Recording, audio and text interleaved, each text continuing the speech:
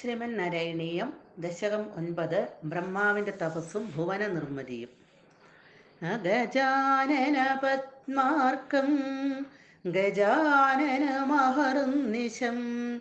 അനേകദം തം ഭക്താനാം ഏകദന്തമുപാസ്മഹേ. സരസ്വതി നമസ്തുഭ്യം വരദേ ജ്ഞാനരൂപിണി വിദ്യാരംഭം കരിഷ്യാമി സിദ്ധിർഭവതു മേ സദാ. ഗുരുർബ്രഹ്മാ ഗുരുർവിഷ്ണു ഗുരുർദേവോ മഹേശ്വര ഗുരുഃ സാക്ഷാത് പരം ബ്രഹ്മ തസ്മൈ ശ്രീ ഗുരവേ നമഃ. ശ്ലോകം 3.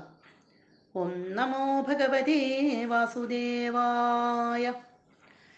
അമുഷ്യ ഹി സരോരുഹ കിമപി കാരണം സംഭവേത് ഇതി സ്മ കൃതനിശ്ചയാ സഖലു നാളരന്ധ്രാധ്വനാ സ്വയോഗബലവിദ്യയാ സമവരൂഢവാൻ പ്രൗഢധി തുദീയമതിമോഹനം നതു കളേബരം ദൃഷ്ടവാൻ. ഭഗവാന്റെ പൊക്കിൾക്കുഴിയിൽ നിന്നും ഉണ്ടായ ആ താമരപ്പൂവിൽ ഇരുന്നു കൊണ്ട് ബ്രഹ്മാവ് ചുറ്റും നോക്കി. വെള്ളം മാത്രമേ കാണാനുള്ളൂ. ഒറ്റയ്ക്കിരിക്കുകയാണ് അതിൽ.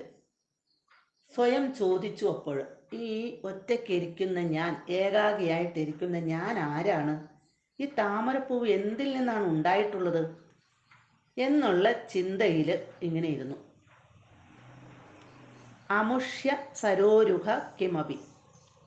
അമുഷ്യ സരോരുഹ, ഈ താമരപ്പൂവിന് കിമപി കാരണം, ഒരു കാരണം അല്ലെങ്കിൽ ഒരു ആശ്രയം, സംഭവേത് ഹി, തീർച്ചയായും ഉണ്ടായിരിക്കണമല്ലോ. ഈ താമരപ്പൂവിന് എന്തെങ്കിലും ഒരു ആശ്രയം ഉണ്ടായിരിക്കണം, എവിടെ നിന്നെങ്കിലും ആയിരിക്കണം ഇത് ഉത്ഭവിച്ചിരിക്കുന്നത്. ഇത് സ്മകൃത നിശ്ചയ എന്ന് തന്നെ ഉള്ളിൽ ഉറപ്പിച്ച്, പ്രൗഢധി, ബുദ്ധിസാമർഥ്യമുള്ള, സഖലു, അദ്ദേഹം, ഈ ബ്രഹ്മാവ് ഇങ്ങനെ തന്നെ മനസ്സിൽ ഉറപ്പിച്ചു. എന്തെങ്കിലും ഒരു കാരണം ഇതിനുണ്ട്, ഒരു ഉത്ഭവസ്ഥാനം ഈ താമരപ്പൂവിനുണ്ട്. അങ്ങനെ മനസ്സിൽ ഉറപ്പിച്ചുകൊണ്ട് ബുദ്ധിസാമർഥ്യമുള്ള ആ ബ്രഹ്മാവ് സ്വയോഗ ബലവിദ്യയ, തൻ്റെ യോഗശക്തിയോട്, തപശക്തിയോട് കൂടിയ ജ്ഞാനശക്തിയാൽ, വിദ്യയ ജ്ഞാനശക്തിയാൽ, നാളരന്ധ്രാധ്വന, താമരത്തണ്ടിൻ്റെ സുഷിരങ്ങൾ, രന്ധ്രങ്ങൾ വഴി, സുഷിരങ്ങൾ വഴി, സമവരൂഢവാൻ, കീഴ്പോട്ടിറങ്ങി. ബുദ്ധിമാനായ ബ്രഹ്മാവ് ചിന്തിച്ചു, ഈ താമരപ്പൂവിന് എന്തെങ്കിലും ഒരു ആശ്രയം കാണും, അല്ലാതെ വെറുതെ ഇതിങ്ങനെ നിൽക്കില്ല.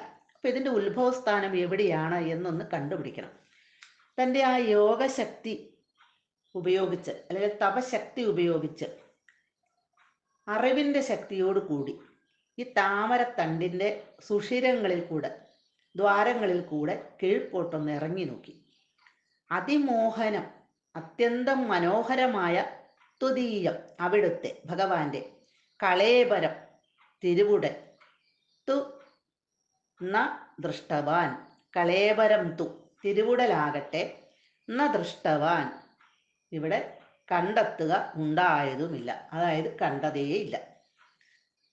ഭഗവാന്റെ ശരീരം, അതിമനോഹരമായ ഭഗവാന്റെ ശരീരം, ആ ശരീരത്തെ കാണാം എന്നുള്ളൊരു ധാരണയിൽ കൂടിയാണ് ഇതിൽ നിന്ന്, ഈ സുഷിരത്തിൽ കൂടി താമരപ്പൂവിൽ നിന്ന് താഴോട്ട് ഇറങ്ങിയത്.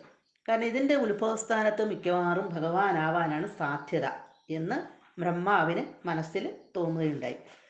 പക്ഷേ താഴേക്ക് ഇറങ്ങിപ്പോയിട്ട് ഒന്നും കാണാൻ പറ്റിയില്ല. സരസിൽ നിന്ന്, വെള്ളത്തിൽ നിന്ന്, സരസിൽ നിന്ന് ഉദിച്ചത് ഉണ്ടായതുകൊണ്ടാണ് സരോരുഹം എന്ന് താമരപ്പൂവിൻ്റെ പേര് വന്നിരിക്കുന്നത്. അപ്പം അതിൻ്റെ ഉത്ഭവസ്ഥാനം എവിടെയാണ് എന്ന് കണ്ടുപിടിക്കാൻ തീരുമാനിച്ച ബ്രഹ്മാവ് തൻ്റെ ആ യോഗവിദ്യ കൊണ്ട് താമരയുടെ തണ്ടിൻ്റെ ആ നാളത്തിലൂടെ ഇറങ്ങി നോക്കി. എന്നാലോ ഭഗവാന്റെ അതിമനോഹരമായ ശരീരത്തെ കണ്ടെത്താൻ സാധിച്ചതേയില്ല. സർവത്ര ഗോവിന്ദ നാമ സങ്കീർത്തനം. ഗോവിന്ദ ഗോവിന്ദ.